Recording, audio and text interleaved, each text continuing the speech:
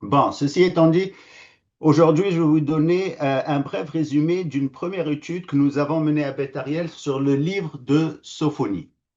Sophonie. Bon, est-ce que vous avez lu le livre de Sophonie? Ne répondez pas. Oui, je vous entends pas. Vous savez, il y a des statistiques qui ont été faites. Il y avait une église de 2500 à 3000 personnes et ils leur ont demandé qui a lu le livre de Sophonie. Seulement deux personnes ont levé la main. OK. Et pourtant, c'est la parole de Dieu. Toute parole est inspirée, que ça soit Sophonie, Chronique ou de Matthieu ou quoi que ce soit. Alors, bien qu'il s'agisse d'un livre moins connu parmi les prophètes, Sophonie est l'un des livres le plus court de la Bible. Au fait, ça prend à peu près 10 minutes pour le lire.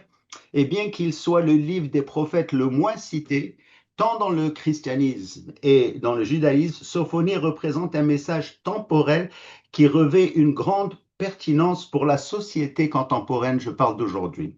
Le nom Sophonie signifie l'Éternel a caché. Okay. Et en effet, ce n'est pas seulement le livre lui-même et son auteur qui sont peut-être cachés à beaucoup aujourd'hui, mais plutôt un thème central du livre qui reste caché beaucoup, qui est la nation d'Israël. La nation d'Israël. Et ce nom si approprié pour Sophonie nous amène à l'aube d'une nouvelle phase de l'histoire d'Israël.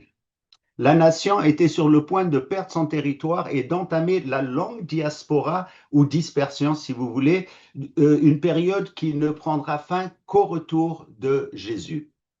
Alors donc cette diaspora qui commence avec Sophonie est celle que vit actuellement Israël, que nous voyons aujourd'hui. C'est pourquoi ce livre est si pertinent pour nous aujourd'hui. Non seulement il révèle les raisons de la chute d'Israël, mais il parle aussi d'un destin de toutes les nations et de la direction que prend notre monde. Donc aujourd'hui, si vous demandez quel est le thème de Sophonie, vous obtiendrez invariablement le jugement de Dieu ou le jour du Seigneur.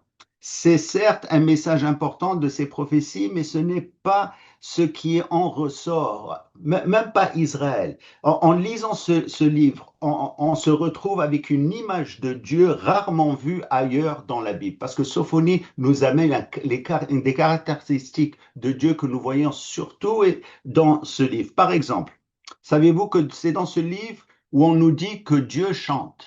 Saviez-vous que Dieu chante? Et c'est ce qui nous reste à la fin de la lecture de ce livre, une si belle image d'un Dieu qui désire ardemment nous voir et commencer à passer l'éternité avec son troupeau. D'ailleurs, c'est pour ça qu'il chante. Alors on le retrouve à la fin là, de la tribulation, là, et où il reprend toutes ses brebis. Et en même temps, il nous dit que le Seigneur, à ce moment-là, donnera aux nations des lèvres purifiées afin qu'elles puissent toutes invoquer le nom du Seigneur. Autrement dit, à la fin de la tribulation et au début du grand millénium, toutes les nations du monde se rassemblant épaule contre épaule, comme il est écrit. Au fait, c'est Sekem Echad, une épaule, c'est-à-dire comme un seul homme, et ils vont adorer un seul Dieu. Donc, c'est ce qui nous reste à la fin, une fois qu'on lit ce livre-là. Quant au jour du Seigneur, et aux prophéties de la fin des temps, la présentation de Sophonie, je vais vous dire, est tellement intense et vise à réveiller les lecteurs. Dans ce livre, Sophonie présente ce jour avec des lieux et des descriptions comme s'il s'adressait à nous aujourd'hui. Par exemple, Sophonie parle de l'invasion d'Israël par les armées juste avant la venue du Seigneur. D'ailleurs, Jésus en parle de cette invasion dans Matthieu 24. Et Sophonie y mentionne des lieux qui nous sont très familiers, du moins pour ceux qui sont allés en Israël. Au chapitre 1, verset 10. En ce jour-là, il est écrit, dit l'Éternel, il y aura des cris à la porte des poissons. Mais cette porte est connue aujourd'hui comme étant la porte de Damas. Si vous êtes allé en Israël, vous avez sûrement visité cette porte. Elle est au nord du vieux Jérusalem. Nous y sommes allés. La porte de Damas est la porte menant au quartier musulman de la vieille Jérusalem. Est-ce que cela signifie que l'invasion dont parle Yeshua dans Matthieu 24 commencera par cette porte? Sophonie parle également d'une lamentation du deuxième quartier qu'il dit. En hébreu, il s'agit de Hamishné. Hamishné qui signifie littéralement le deuxième ou le deuxième district. Cette zone correspondrait approximativement à une partie du quartier juif de la vieille, c'est-à-dire Jérusalem. Est-ce que c'est de là que l'invasion ira? Il mentionne aussi les collines, Gvira, c'est-à-dire les collines autour de Jérusalem, celles qui forment le Hinnon et la vallée du Cédron. Ces lieux existent aujourd'hui. Nous, les amis, on va les examiner bien sûr plus tard quand on va étudier ces chapitres ou ces versets un peu plus profondément. Et lorsque Sophonie en vient au jugement des nations, vous savez, il est très sélectif, de telle sorte que là encore, il touche juste. Il commence par Gaza. Gaza que nous connaissons si bien aujourd'hui et les villes voisines ainsi que le pays des Philistins, c'est-à-dire dans le nom d'ailleurs de la Palestine. Au verset 6 du chapitre 2, il parle de nombreux, il y a beaucoup de kérot, qu'il dit en hébreu, dans ce pays des Philistins. Okay. Certains interprètent ça comme des pâturages, mais ce mot peut aussi signifier comme des grottes ou même des trous creusés dans le sol. Est-ce que Sophonie avait quelque chose à dire au propos de tunnels? Probablement, nous essayons de le comprendre un peu plus profondément une fois qu'on va arriver à ce passage. Sophonie aussi mentionne Ammon et Moab au chapitre 2, dans le territoire correspondant aujourd'hui à la Cisjordanie, de West Bank. Puis il se dirige vers le nord, en Assyrie, dont le dernier roi était en réalité un roi de Perse, la Perse étant l'ancien nom de l'Iran. Et il descend vers le sud, mentionnant l'Éthiopie, où se trouvent les Houthis aujourd'hui, faisant partie de cet ancien territoire. Voilà à quoi pourrait ressembler Sophonie contemporairement pour nous aujourd'hui. Il nous donne un peu, si vous voulez, une carte que nous reconnaissons et des endroits que nous reconnaissons.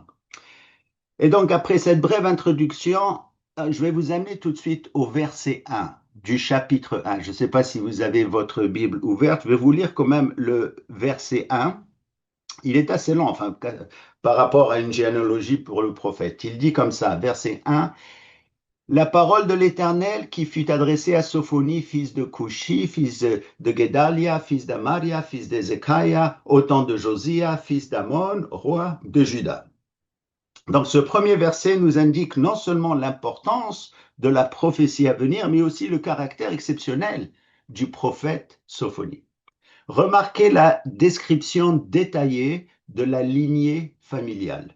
Elle remonte jusqu'à la 4e génération. 5 générations sont mentionnées en tout, 5 bien sûr étant le don de la grâce.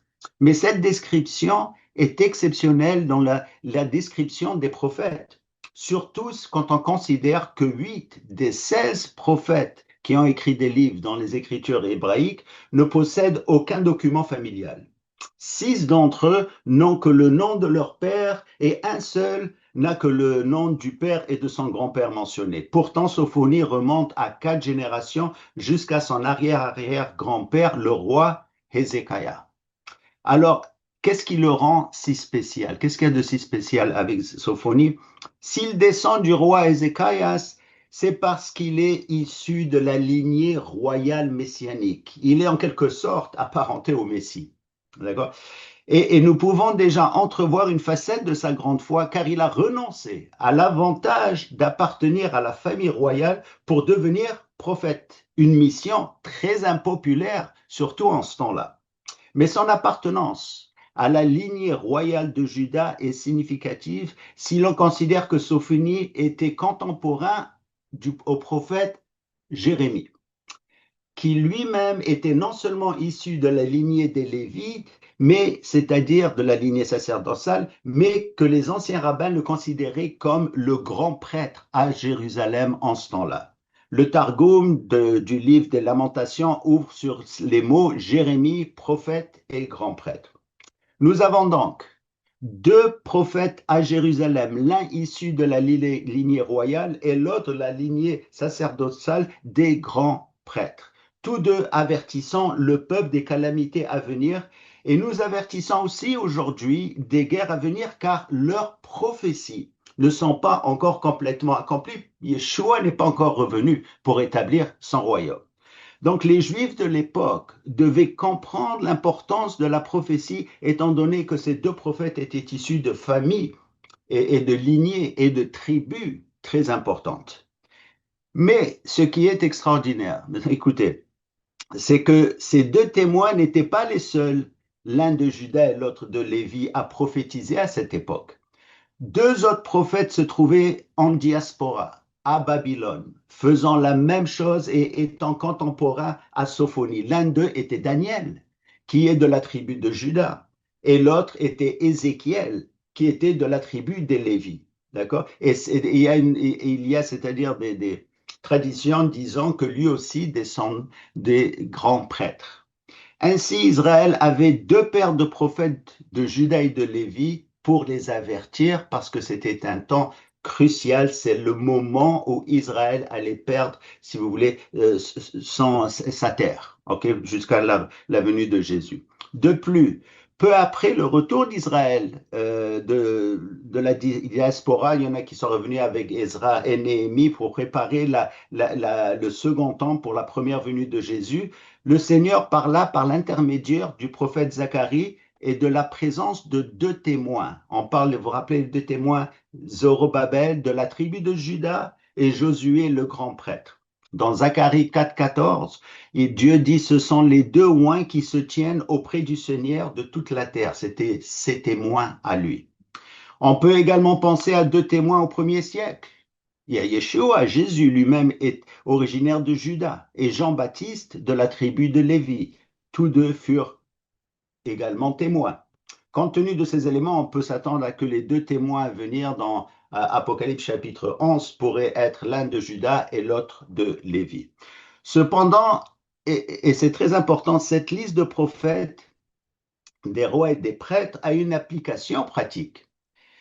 Puisque les prophéties de Sophonie concernent notre époque et puisque le Seigneur a toujours au moins deux ou plusieurs témoins présents lorsque de telles prophéties cruciales sont prononcées, c'est-à-dire la question est aujourd'hui, qui sont les témoins présents dans ce monde? La réponse est, c'est nous-mêmes, les croyants.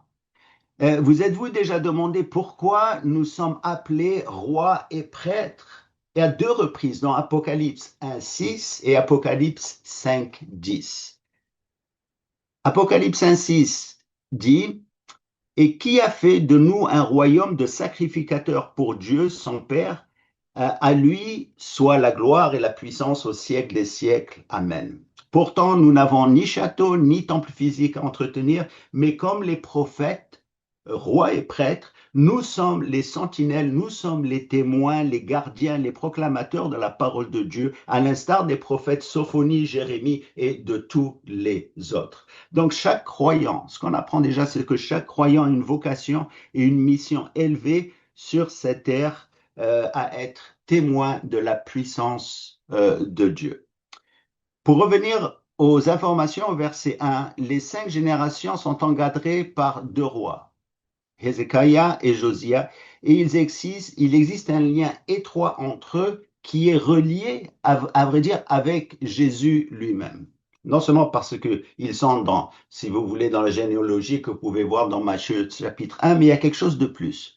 Ces deux bons rois sont connus pour avoir tenté de réformer Israël. Tous deux ont opéré un grand changement à Jérusalem et se sont débarrassés des idoles érigées par les rois précédents. So, Josia et Hézéchiah on a détruit la plupart. Après Hézéchiah, c'est-à-dire lui, on a détruit la plupart, mais l'essentiel est que aussi juste et droit qu'étaient ces deux rois, ils n'ont pas pu changer le cœur de l'homme. D'accord? Seul Dieu peut faire cela. C'est pourquoi il est descendu lui-même pour résoudre ce problème du péché. Donc, par leur incapacité à sauver Israël, Hézéchiah et Josia ont tous deux souligné la nécessité de la venue du Messie. D'accord? Qu'en est-il de Josua, Josiah, c'est-à-dire comment est-il devenu un homme aussi juste? Son histoire, je vais vous dire, est très touchante. Je suis arrivé presque à la fin. Josua n'avait que 8 ans à la mort de son père, d'accord? Et c'est à ce moment-là que, à certains moments, la personne qui s'occupait de lui, Helkia, qui était le père de Jérémie, avait trouvé la parole de Dieu. c'est-à-dire la parole était perdue. Je ne sais pas comment ils ont perdu la parole, mais avec toutes ces idoles et ainsi de suite. Une fois qu'ils ont trouvé cette parole, c'est là où Josiah a commencé à faire un réveil, il y a eu un réveil à Jérusalem. Et ça nous dit quelque chose, sans aller trop loin dans l'histoire, c'est que c'est à travers la parole de Dieu qu'un réveil pourrait être déclenché, c'est-à-dire même aujourd'hui, et les réveils en général, ça arrive par un homme, un seul, et ensuite ça communique aux autres. Ça a commencé par Josiah, Helkia, et ensuite ça a touché beaucoup de personnes. Évidemment, la nation elle-même n'a pas changé, mais plusieurs ont changé et plusieurs sont venus à croire. Maintenant, je vais finir par quelque chose de très bien là. Il y a quelque chose de merveilleux sur lequel je voudrais conclure. Remarquez que le verset 1 commence par le nom de Dieu, suivi par 8 noms, dont beaucoup contiennent le nom du Seigneur comme Yah. Yah, c'est un diminutif de Jéhovah. Ce type de structure est riche dans les écritures hébraïques, souvent chargé de sens prophétique. L'inclusion d'ailleurs du nom divin signifie souvent la présence de Dieu dans la vie ou dans le dessein d'une personne ou d'une nation. Les noms en hébreu ne sont pas de simples identifiants, ce sont des mini-prophéties, si vous voulez. En les lisant ensemble, au verset 1, nous pouvons percevoir, au fait, l'histoire d'Israël. Si on les lit en hébreu, c'est ce que ça donne. Et je veux conclure avec ça. Le Seigneur, le Seigneur a caché son trésor, Sophonie. Il a fait prospérer, Cushi. Le Seigneur est grand, Gedalia. Le Seigneur tient ses promesses, Amaria. Le Seigneur est ma force, Hezekiah. Le Seigneur guérit, Josiah, et il multiplie, Amon. Puis nous louons l'Éternel, Judas. Amen.